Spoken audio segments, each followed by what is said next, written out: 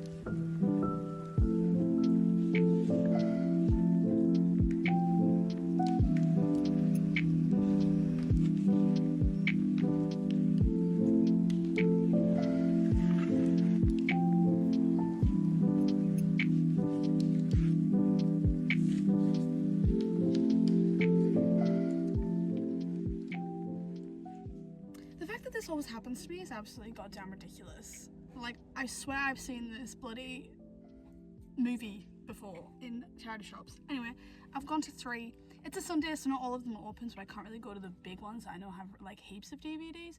But I couldn't find it. I couldn't find goddamn Practical Magic. But what I did find was Carry On by Rainbow Rowell, and then a cup.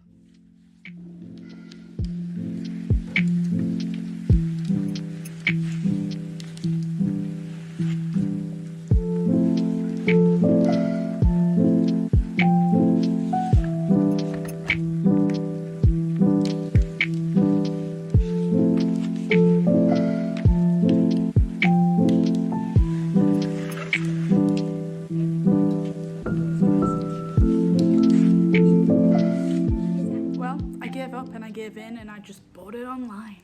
And they really don't make movies like that anymore. Like, that was such a good film, and a film for a girl's girl. But yeah, I wish I kind of owned it though. I want to be able to watch it whenever I want to. Also, such a Halloweeny movie.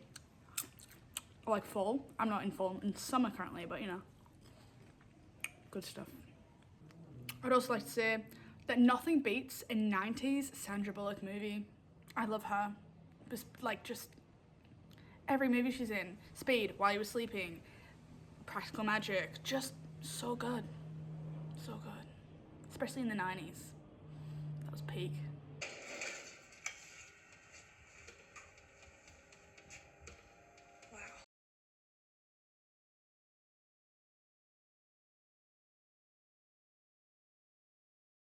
Hello and welcome to this video.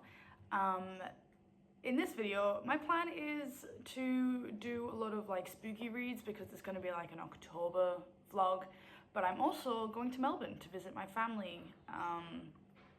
So it's going to be like a Melbourne vlog and a spooky reads vlog. And so far, I've already read in like past like 2 days the first Lockwood and Co book, and I'm on to the second one. I'm only 100 pages in on that one. So I'm planning on reading that series over the next week or two, probably longer because it's 5 books. But I'll also be reading this physical book, Angelika Frankenstein Makes Her Match, which is, from my understanding, a book about a girl who is related to Frankenstein scientist and makes a man and probably falls in love. But yeah, so that's my current read. I'm going to be reading that on the plane and just my physical read on a night. I've got like these books that I think are like spooky reads that I want to read, but I don't want to take them with me because that's extra kilos with my luggage. So I'll probably get those on Libby. But yeah, so I want to read the Vampire Academy, the first one. I got that at Top Shop the other day. Reckless by Cornelia Funk. Vampire Academy is by Rachel Mead, by the way. Raquel Mead. And then The Diviners by Libba Bray. But those are books that I've had, that Reckless and The Diviners, books that I've had for a hot minute and I haven't read yet, and I feel like it's a good time to read. That's what I'm planning. I'll probably only read Lockwood and Co and then Angelika Frankenstein Makes a Match because I'm not that quick. It's the 26th of October and I've got 5 days left until like Halloween for like the spooky vibes. But yeah, it's going to be cold in Melbourne, which I'm excited for because it's the height of summer. Oh, well, spring. Oh, yeah, it's spring at the moment in Australia and it's like 30 degrees. Anyway, so that's the plan. I'm going to Melbourne in about 3 hours. I guess I'll see you in Melbourne.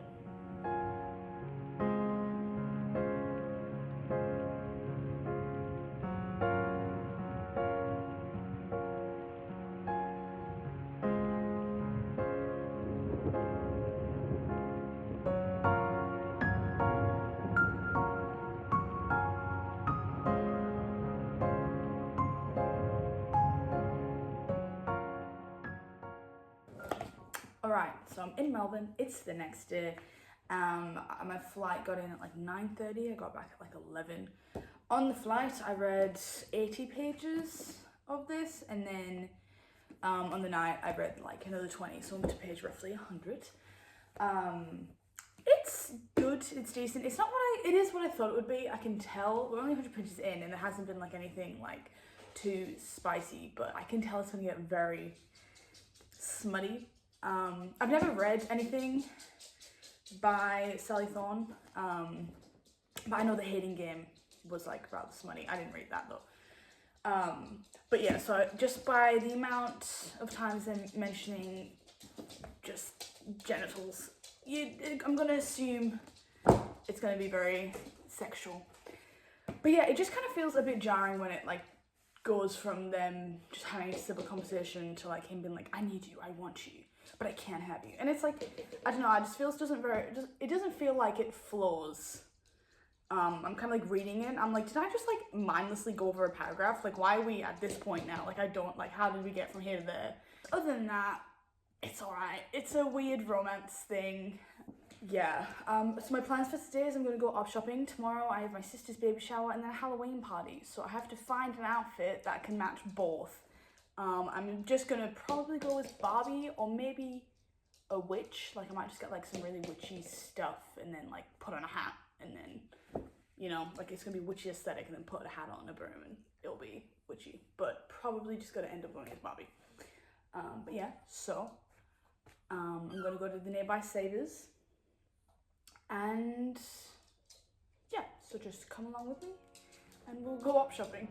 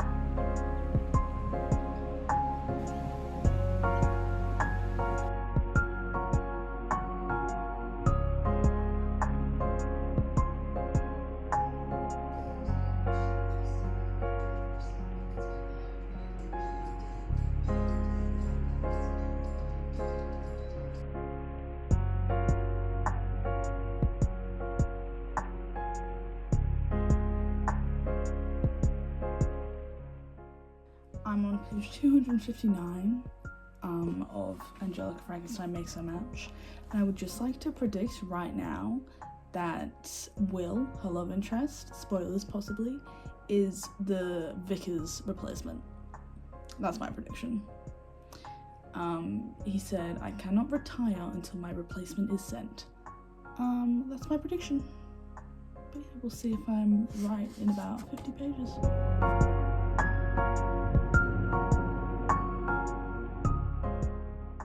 Page 284, and it's confirmed he's a priest.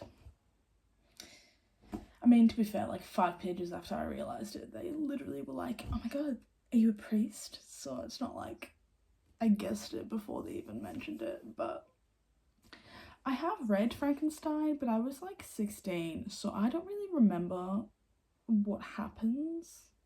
And I think it's like muddled in my brain with like all of media and what it says like Frankenstein is about and stuff. I think there's a mob, and I think Victor dies. I don't think Angelika is actually a character in the book. I do remember Lizzie being a character in the book, but I don't remember if she was pregnant and if they were married. I don't really remember what is like canon and what like the author has made up to like fit her own story. So I don't really know how it's going to end, except with the fact that I think Victor's gonna die. And I don't know, I like 30 pages ago I would have said I don't know who she's gonna end up with, like the monster guy or the commander guy, but like now I'm like, yeah, I think she's gonna end up either with, it's gonna be a happy ending where she gets with Will, or he's gonna die and she's not gonna end up with anyone. I don't know, we'll see. The monster, whose name is Adam, has kidnapped Mary, and I'm pretty sure I remember that happening as well in the book.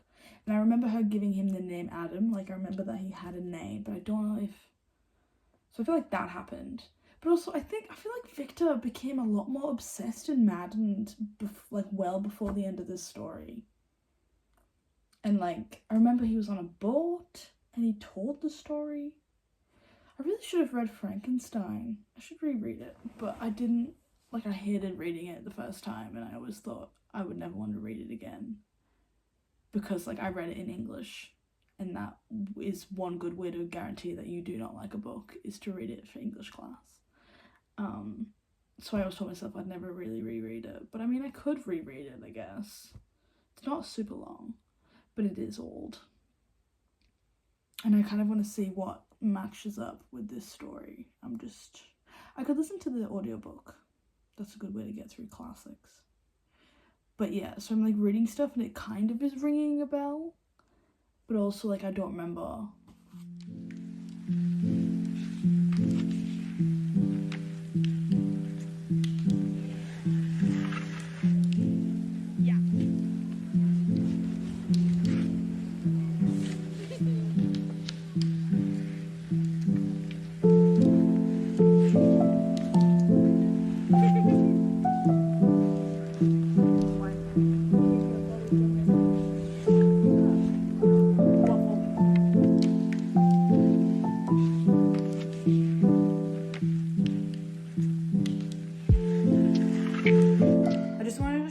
All the stuff that I've gotten.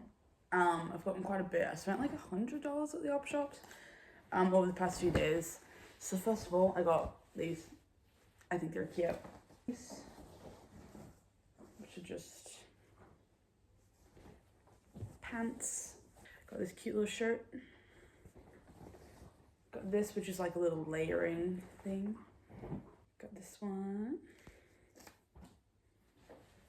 I'm going through like a long skirt phase. I've been watching a lot of 90s movies. So I got this, which is a very pretty long skirt. And then I got this other long skirt, which I wore to the Halloween party that I went to. But I didn't show my outfit. I went as Buffy the Vampire Slayer. So it was a very easy outfit, just a long skirt and a long coat. I got this little shirt. Another little shirt. I've wanted like a long denim skirt for a while, so I found this one. I've been wearing it, so it's a bit creased, and it's from Harry Potter. And I just think it's really cute, and like not just like your basic skirt. And then just like another shirt. This one, which is really cute. And then the piece de resistance. I found the coolest jumper I have ever found. I just think it's like a good in-between of ugly and cute. And I love it. And I've worn this everywhere, so I need another jumper. But yeah, so, I also got these little shoes. That's what I've gotten so far. I've still got like 2 more days left of being here, and I think we're going to the op shop with my mum and my sister tomorrow, so who knows what we'll find. Haven't found practical magic anywhere, of course not. So, anyway, yeah.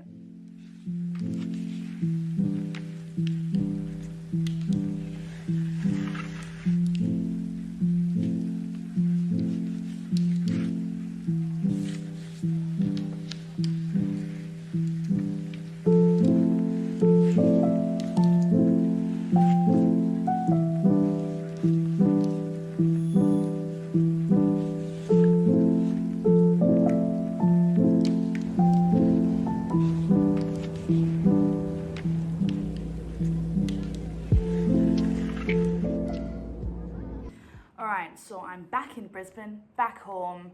I flew back yesterday from Melbourne.